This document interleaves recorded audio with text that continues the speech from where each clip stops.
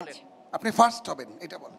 আমি দীপ্ত star হান্টের star হওয়ার যোগ্য, তার কারণ এটা আমার বিশ্বাস আমার প্রতি যে একজন স্টার হতে গেলে একটা মানুষের মধ্যে যে যে গুণাবলী থাকা প্রয়োজন সেটা আমার মধ্যে আছে। তবে হ্যাঁ, সব কিছুই তো আসলে আত্মবিশ্বাস দিয়ে হয় না।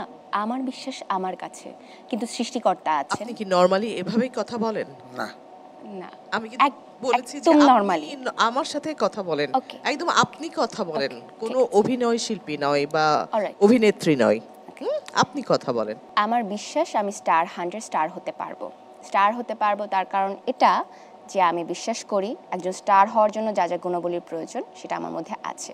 এটা আমার বিশ্বাস আমার প্রতি। আপনি আর কি কি পারেন? আপনার মানে যোগ্যতা কি আছে? আপনি নাচ গান, আমি- কৌতুক অভিনয়, মূকাভিনয় কি পারেন? আমি- মানে আনকমন কি পারেন? আবৃত্তি পারি। পরের জন্মে বয়স যখন 16ই সঠিক, আমরা তখন প্রেমে পড়ব। মনে থাকবে বুকের মধ্যে মস্ত বড় ছাদ থাকবে, শীতল পাটি বিছিয়ে দেব, সন্ধে হলে বসবো দুজন, একটা দুটো খসবে তারা, হঠাৎ তোমার চোখের পাতায় তারার চোখের জল গড়াবে, কান্ত কবির গান গাইবে, তখন আমি চুপটি করে দু চোখ ভরে থাকবো চেয়ে। মনে থাকবে? আপনি সংলাপের রস জানেন, ভাব পার্থ সঠিক আছে, শুধু আপনাকে আরেকটু ফ্লেক্সিবল হতে হবে, Yes. সাবলীলতা দরকার একজন মানুষ হিসেবে। সাবলীল, এই যে আমি আপনার সাথে কথা বলছি, ওটাই আমি বলছিলাম। না ঠিক আছে, তবে কিন্তু বিগিনার, খুব ভালো। অ্যাজ এ বিগিনার ঠিকই আছে। আসবো নিতে। হ্যাঁ Please আসেন। দেন। টার কার্ড পাওয়ার পর আমার মনে হচ্ছিল দুটো হাত থরথর করে কাঁপছিল।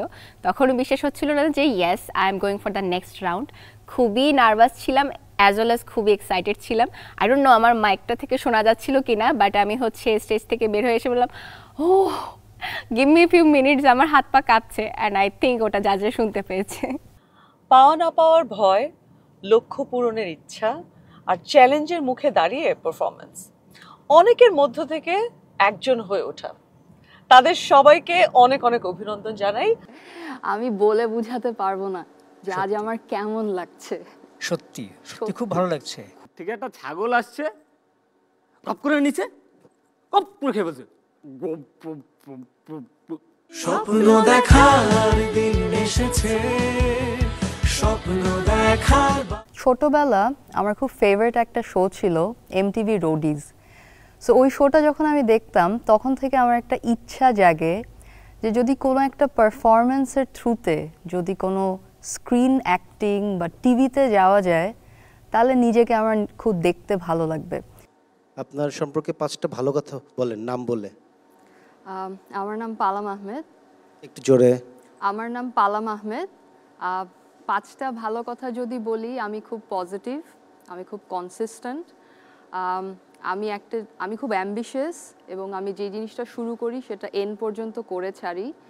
অ্যান্ড আমার মনে হয় যে আমি নেগেটিভিটিকে একদমই অ্যালাউ করি না আমার লাইফে, এবং আমার সোশ্যাল ভ্যালিডেশন লাগে না। আমি 5টা নেগেটিভ কথা, বাজে একদম।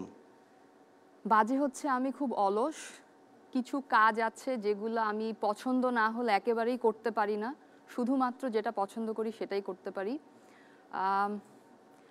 একটু আনসোশ্যাল, কাজের জায়গা থেকে যদি বলি মনে হয় নিজেকে একটু বেশি সময় দিতে পছন্দ করি। আপনার অভিনয়ের অভিজ্ঞতা কি কি?